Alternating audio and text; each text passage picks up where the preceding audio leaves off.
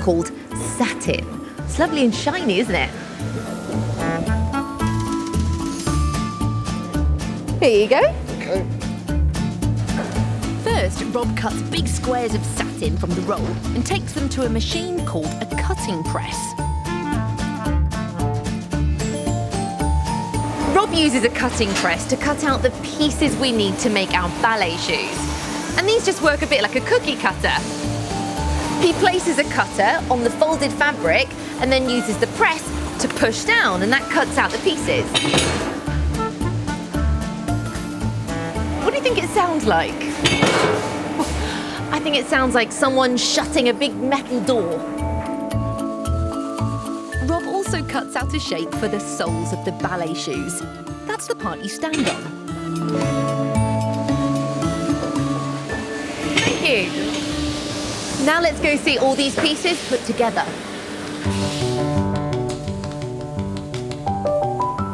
There are lots of sewing machines in this factory, and each one is set up to do a different job. First, Patricia is going to fold and sew the edges to make sure they're nice and neat. It's much quicker for Patricia to sew the edges by keeping all of the pieces strung together like this. They look a bit like clothes on a washing line, don't they?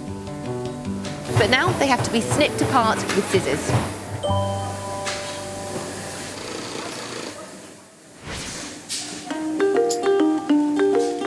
Then sews the top and side pieces of the ballet shoes together. Can you see how quickly the sewing machine can attach the two parts? Here we go. Next, Doreen sews the backs of the ballet shoes together. That's the bit where your heel goes. This bit is called zigzagging because the stitches make a zigzag pattern. The next machine does something called backstrapping. It sews a thin piece of fabric on the outside and the inside of the heel to cover up the zigzag.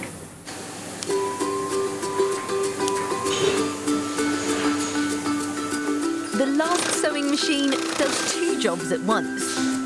It's set up so that it sews a piece of material around the edge of the shoe to keep things nice and neat. But also, it threads the drawstring at the same time. The drawstring is the piece of thread that you use to tighten or loosen the shoe, a bit like laces. Wasn't that amazing? It took all of those machines, each of them set up in a special way, to make this shoe. The top part of a ballet shoe is called an upper, and now it's time to attach it to the bottom part of a ballet shoe called the sole. This plastic block is called a last, and it gives the ballet shoe its shape. First, Phil is sticking on a sticky inner sole to the last, and he's pinning it in place so that it doesn't move around. Next, Phil takes the upper and he slips it onto the last and pulls in the edges so they stick to that inner sole.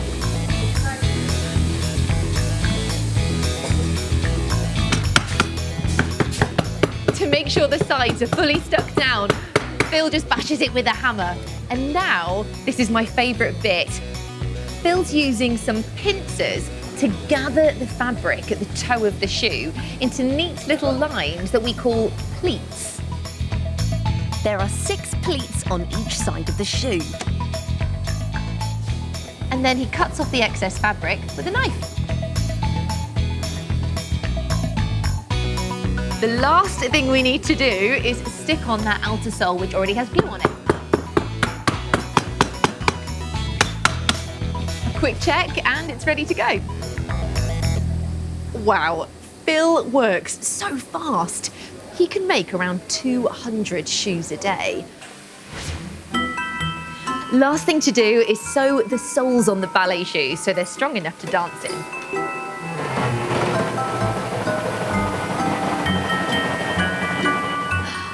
Thank you.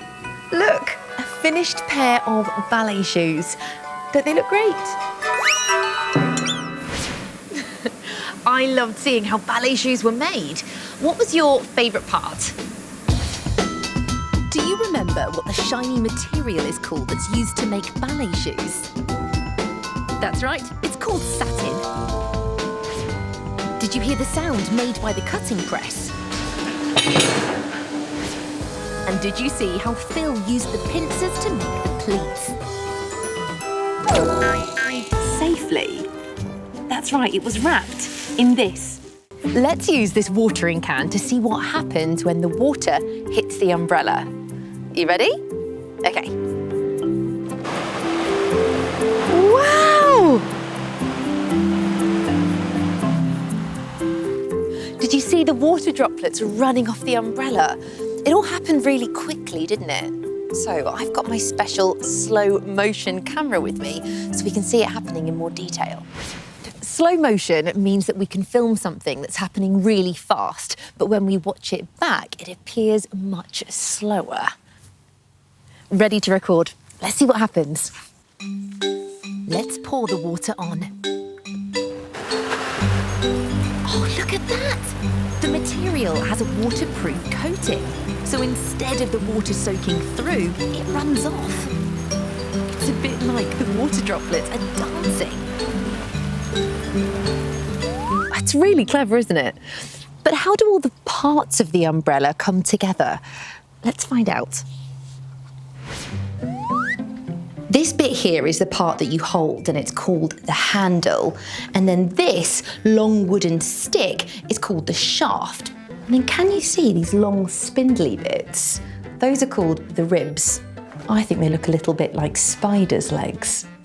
When you open the umbrella, the ribs stretch out, and that's what gives the umbrella its shape.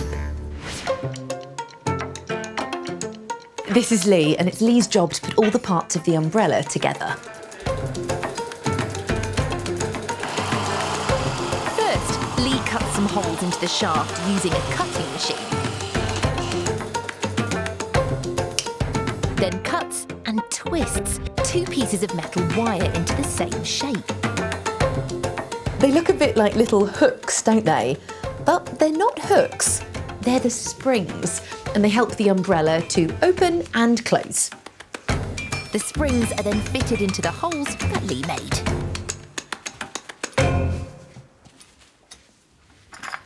This part is called the runner, and it will move up the umbrella to open it and down the umbrella to close it. But listen to this. Can you hear that clicking sound? That means the runner has fixed onto the spring. But I think it sounds a little bit like a light being switched on and off.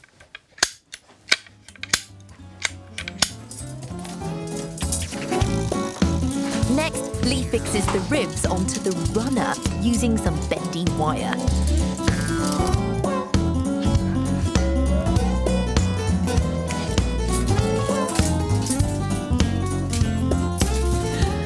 Look, the ribs are all loose. That's no good, is it? That's because Lee's not quite finished. Now he's attaching the ribs to another ring, and that's called the notch. Now the ribs are attached to the runner and the notch. So let's see what happens when we open it this time. There we go. That's better, isn't it? But this umbrella isn't going to keep us dry, so what do you think it needs? It needs a canopy. The canopy sits on top of the umbrella, but what colour should we choose? How about blue? Yellow? I think we should make a bright red umbrella.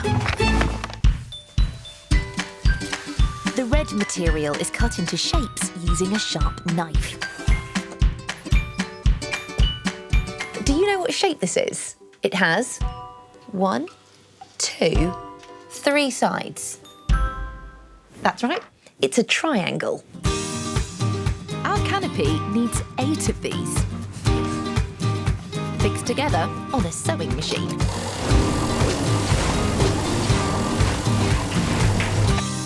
The 8 triangle pieces have been sewn together to make the canopy. But it's not finished yet. It needs some tiny tips.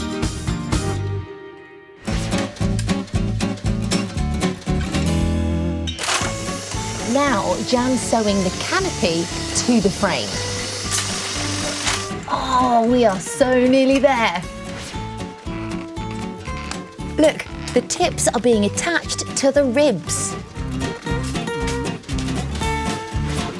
Last of all, Lee fits a shiny cap onto the umbrella shaft. Brilliant.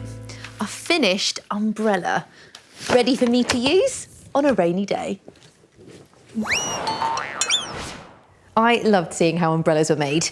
What was your favourite bit? Do you remember the part that looked a bit like wobbly spider's legs? That's right, it was the ribs. Did you hear the sound the spring made when the runner locked into place?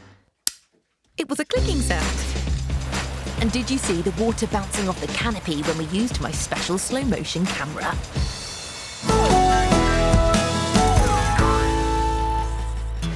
So the next time you're outside in the rain and you see someone using an umbrella to keep dry, you'll know how it was made.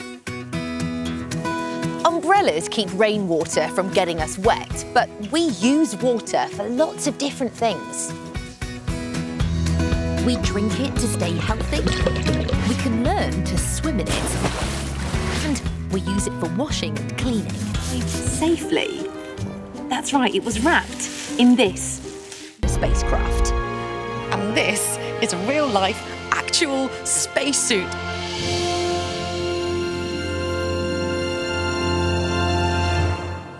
If we look here on the astronaut's arm, can you see there's a little mirror on a piece of elastic? They use it so they can see the controls on the front of the spacesuit, because as soon as they put the helmet on, they can't look downwards, so they need the mirror to be able to see. Now, because there's no air in space and we need air to breathe, the spacesuit will hold tanks of oxygen. And oxygen is in the air that we breathe, and it will flow into the suit so the astronaut can breathe easily. The material is really thick and very strong, but that's because it's made up of 14 layers of different materials.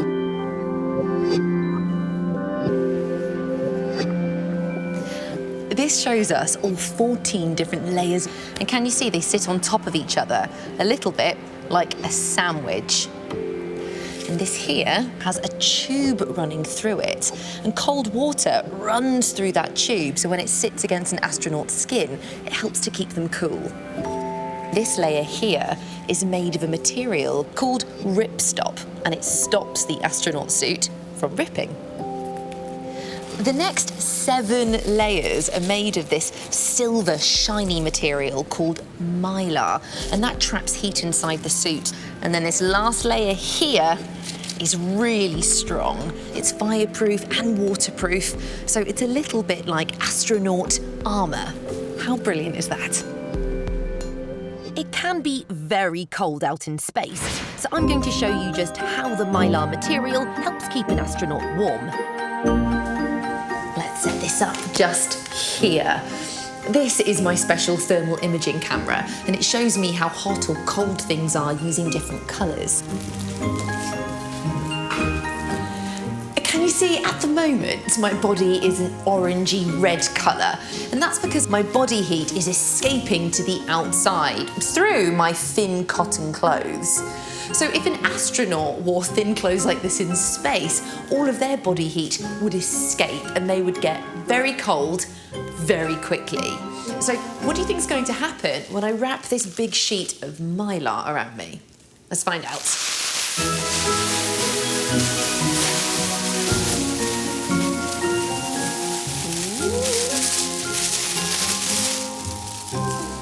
Look, the thermal camera is showing the outside of the mylar as a bluey purpley colour. What the mylar is doing is it's trapping my body heat inside and stopping it from escaping to the outside world. If I open the mylar up, you can see my body is still nice and warm, and that's why an astronaut spacesuit has 7 layers of mylar inside it to stop the astronaut getting cold. This is a copy of a suit that an astronaut wears for launch and landing. That's when they leave for space and come back again. And I've got special permission to try it on. The launch suit has attachments on the front for air and electricity, a zip shaped like a V, and a sealed helmet to protect the astronaut. Ta-da! How do I look? And I even get to try on a real space glove. The amazing thing about an astronaut's gloves is that they are made to fit each astronaut perfectly. And that means they can still wiggle their fingers so they can flick switches and press the buttons needed to launch a spacecraft. The spacesuits are quite bendy too, thanks to these lines on the knees and elbows called pleats.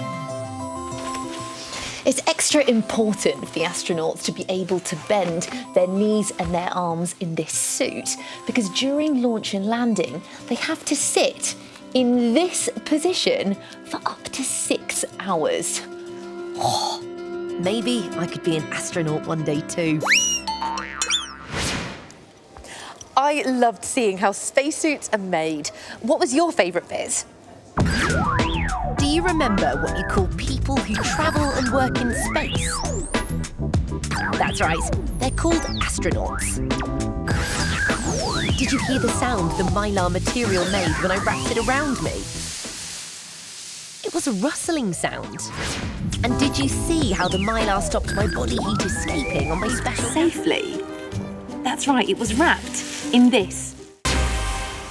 There are 3 main parts needed to make the frames. These round parts here are called the rim, and they hold the glass lens in place.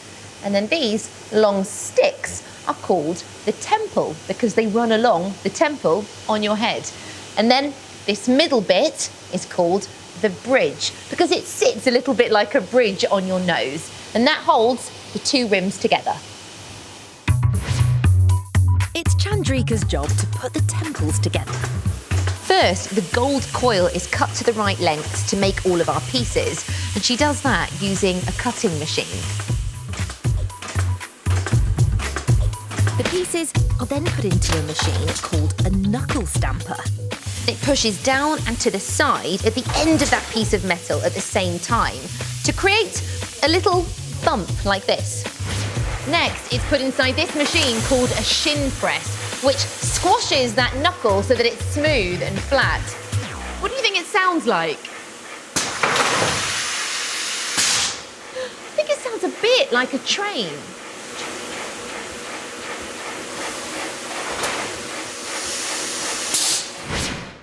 Now it's time to make the part that goes over your nose, the bridge. They start out like this, as a straight piece of wire, and goes into this machine for the first bending. Here you go. In all, it takes 14 machines to bend the coil into exactly the right bridge shape.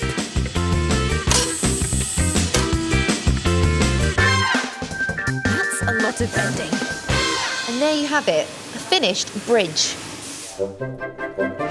To make the rims, Ray feeds some more gold coil into this machine. It's called a rim winder. The gold coil is held in place in the machine, ready to be shaped. What shape do you think the rims are going to be?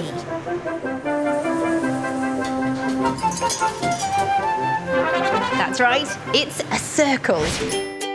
Now we've got all the parts we need to make our frames, but we need to put them all together. And for that we need something called a hinge. A hinge is a small joining part, and it's made by cutting the gold coil and putting tiny holes in it.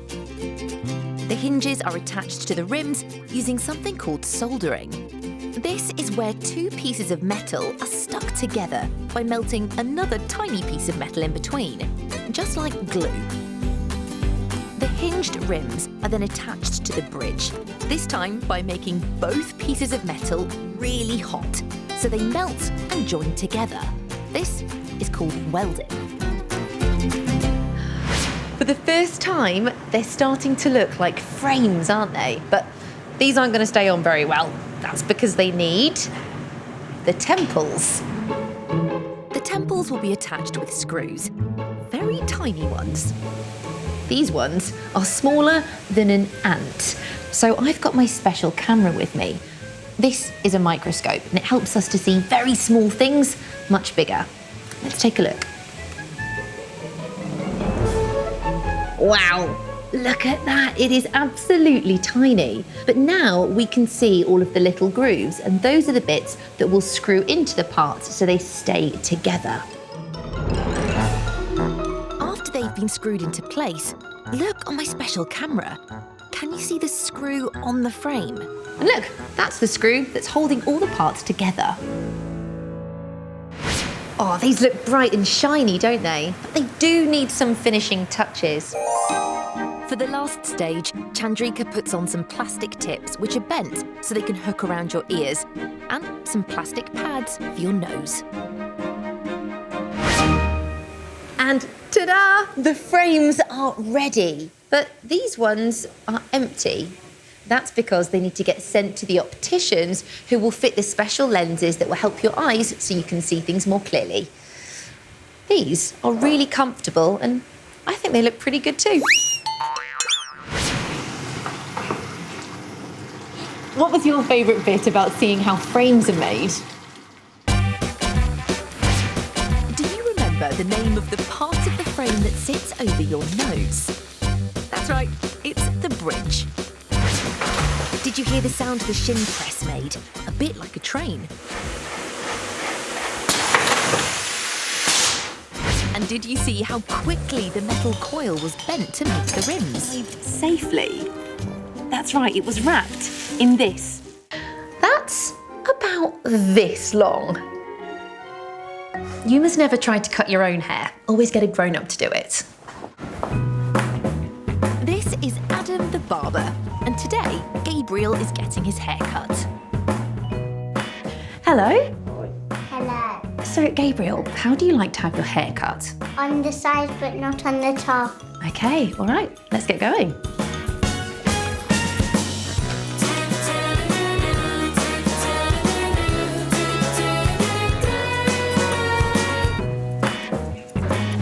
After Adam finishes trimming the top of Gabriel's hair with scissors, he's going to cut the sides really short using clippers. Remember, clippers should only be used by a grown-up. I'm going to show you how they work. This type of clipper is called a magnetic clipper. They make a great sound, don't they? What do you think it sounds like? I think it sounds like a buzzing bee. And they move so fast, it looks blurry. Let's take a closer look. Hair clippers have two sharpened blades that look like tiny teeth. The top blade has cutting teeth, which move across from side to side. The teeth behind don't move. They hold the hair in place so it can be cut. The hair clippers are powered by electricity or batteries. When the barber switches on the hair clippers, they start to buzz. It's called vibrating. Inside the hair clippers is a copper wire wound round and round. The electricity travels through the copper wire, giving it energy. The energy is called a magnetic field. The magnetic field makes the arm vibrate against the spring, pushing the teeth from side to side. As the teeth move from side to side, they trap the hair in between, and it gets cut off. Wow, isn't that clever? Let's have a look at the clippers with my special camera. This is a microscope, and it helps us to see really small things much bigger. So let's take a look at those metal teeth. Ready? Whoa! Look at those under the microscope.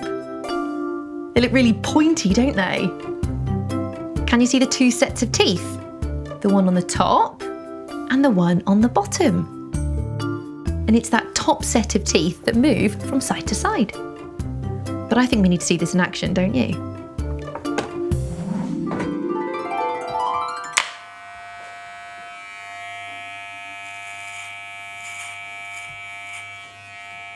Can you hear the buzzing noise?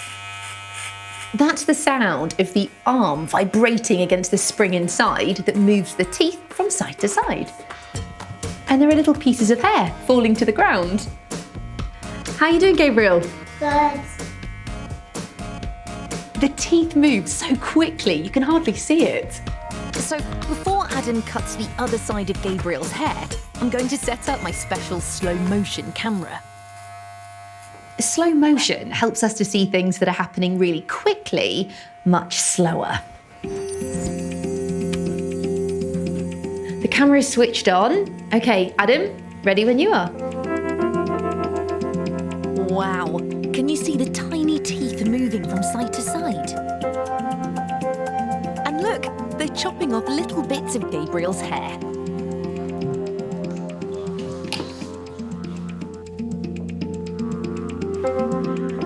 That looks absolutely brilliant. Have you had a good time at the hairdressers? Yes, it was great. High five. I loved seeing how hair clippers work. What was your favourite bit? Do you remember what the metal blades are called at the top of the clippers? That's right, they're called teeth. Did you hear the sound the clippers made when they were turned on? And did you see how the clipper teeth vibrated on my special camera? Safely. That's right, it was wrapped in this. I like orange and red. First, the material is taken to the cutter press, where it can be cut to the right shapes.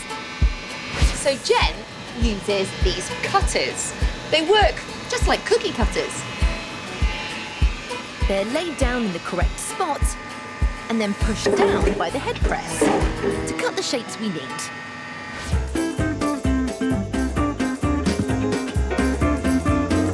Look how many shapes there are. But it doesn't look much like a pair of trainers, does it? I think this looks more like a beard. And this looks like a moustache. But that's because they all need to be sewn together. Linda uses a sewing machine to sew together the parts of the shoe that make the shoe upper. That's the bit that goes over the top of your foot. Linda's using this blue machine called an eyeliner. It makes holes in the shoe uppers for the laces. Works just like a hole punch, only it's much quicker. Oh, it's noisy, isn't it? Look, here are the holes for the laces. So next, the laces are threaded through the holes so they'll fit nice and tight. I'm going to have a practice at tying these laces. You want to practice with me. First of all, you make a knot. And then you use one lace to make a loop, take the other and loop it round, tuck it through the hole and pull. Like that. Now it's time to give the trainers their correct shape. First, they're put into a machine called the back part moulder. Can you guess what part of the trainer it shapes? That's right, it's the back part of the trainer where your heel goes.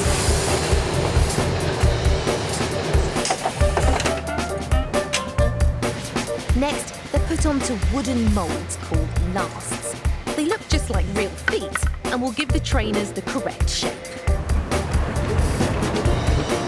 Stefan fits the trainers onto the lasts, then puts them through 3 machines. One to shape the toe end, the next to shape the sides. And finally through the seat and side laster, which stretches and attaches the material onto the inner sole underneath. That was amazing! But it was quite tricky to see from here, so I'm going to use my special camera on a long pole so we can see what it looks like from above.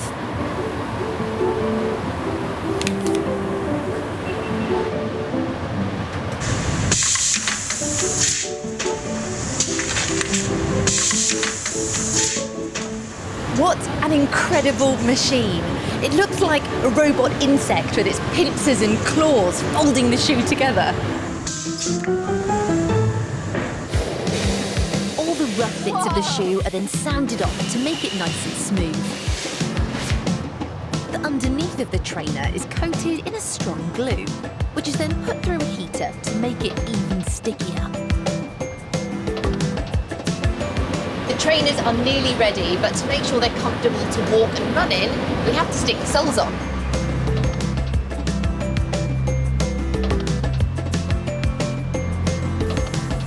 The soles are then pressed into place in this machine.